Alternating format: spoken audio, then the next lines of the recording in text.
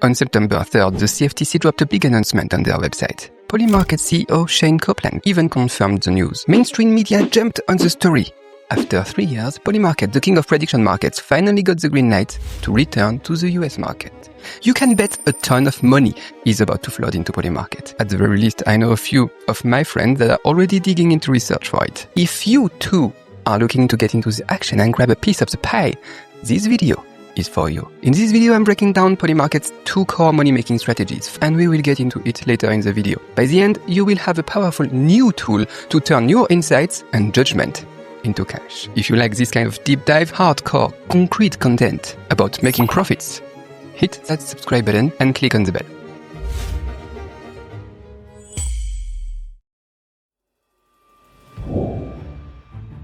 Alright, before we get into the money-making strategies, we need to understand Polymarket's 2 core mechanisms. They will be the key to our profit opportunities. First mechanism, price equals probability. Unlike traditional betting markets, with odds like 1 to 5, that you have to calculate, Polymarket keeps it simple. Price is probability. For example, if a yes share costs 58 cents, that means the market thinks there is a 58 chance it will happen. This setup makes the crowd's collective wisdom crystal clear. It's more like a financial market, than a casino, than betting games. And then, very important, your position is a living asset. This is very, very different from traditional betting. In regular betting, once you place your bet, you are locked in until the outcome. But on Polymarket, the shares you buy are like stocks. You can sell them anytime before the event ends. That means you can lock in profits early. Say you buy a share for 30 cents and it jumps to 60 cents. You can sell right away and pocket the profits without even waiting for the event to finish. You can also cut losses. If things aren't looking good, you can sell early to minimize the damage. This flexibility turns a simple bet into an active trade. That's the real battlefield for pro investors. So, let's talk about profit strategy then. First profit strategies is active trading. This strategy isn't about predicting the final outcome, it's about catching short-term price swings caused by new information. For example, let's say a market is predicting whether a company will launch a new product next month. A credible rumor hits that the launch is happening sooner than what everybody thought. You can quickly buy yes shares, then sell them when the price spikes as the news spreads, but you have to be fast, you have to be quick. If you go this route, remember, you are trading news, not gambling on the future. So the key is not just speed, it's discipline to set your TPs and stop losses. The second strategy, quant arbitrage. If active trading is an art, arbitrage is pure science. It's about exploiting mathematical pricing gaps to make near risk-free profits. In this section, we will see 2 solid arbitrage strategies. The first one is in-market arbitrage. It's the simplest kind.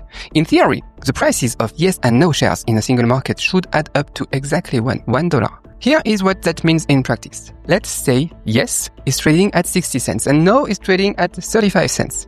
You can buy one yes share for 60 cents and one no share for 35 cents. That's 95 cents total. But remember, the event can only go one way. Either it's yes or no, and it will pay out $1. So no matter what happens, one of your shares will hit that full value, and the other will go to 0. The second one, this one no one's talked about. Cross-platform arbitrage. A more advanced play. This takes advantage of price differences for the same event across different platforms. Different platforms have different users and information speeds. So prices, often, they don't line up. Let's look at an example, predicting who will be the next pope. Say there are 3 main options on Polymarket. The prices are one thing. On another platform, like Myriad Markets, they are different. So you, as an arbitrager, you have to buy the cheapest options, but this time, across all platforms. Check out the prices on screen. If you buy those, your total cost will be 97 cents.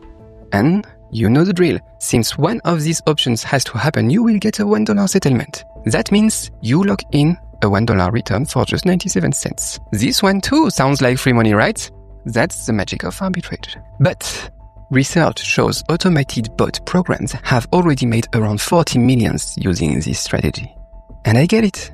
Lots of folks like you, like me, sometimes we worry. We can't compete with bots. Yes, you need tech. My own team runs similar strategies with bots. I don't do that manually. But you are not out of luck. You don't need to drop big bucks right away. Just start with free price alert tools to let machines watch the market for you and build your instincts. Work on your strategy. Once you're comfortable, check out low-code platforms, open source bots, use AI. The key is just to start small, to invest time and to learn the rules of the game, and then just put in the work. This isn't just for Polymarket. Across many platforms, one of the steadiest ways to profit is just using math and tools to spot and execute these pricing gaps. You have the recipe. Just do it. Now, still, there are some risks. We've seen how great arbitrage can be, but keep in mind that it isn't 100% risk-free, like everything in fact. So yeah, you will have to deal with some risks. The biggest one, I think, is platform regulatory risks. The CFTC approval is more like a conditional pass than a permanent green card. It could change and get revoked if the political winds shift, and we often see that in the US. And then there is also settlement risk. The oracle system that decide the outcome have a history of being manipulated. So you have to take that into consideration. Maybe work on the quantity, do smaller trades so that you can, mitigate those underlying risks. But yeah, that's the risks. They apply to everyone playing this game, so that's good, but we have to take them into consideration. All right, that's the core of today's video. Polymarket's comeback opens up two ways to play: the obvious prediction game and the hidden math game. I think, if you want my advice, if you are a regular investor, start small, stick to mainstream markets, treat active trading as a way to cash in on your knowledge. But if you've got tech or quant skills, the real gold mine might be really building or using automated tools to hunt down the arbitrage opportunities we've dug into today. What about you? Are you leaning toward being an info-based predictor, playing with the news, or a math-based arbitrager, wanting to make some really good money? Tell me in the comments. And if you are into this kind of deep dive content on project profits logic, really making money, subscribe to my channel. I'm Cédric, and I will catch you in the next video.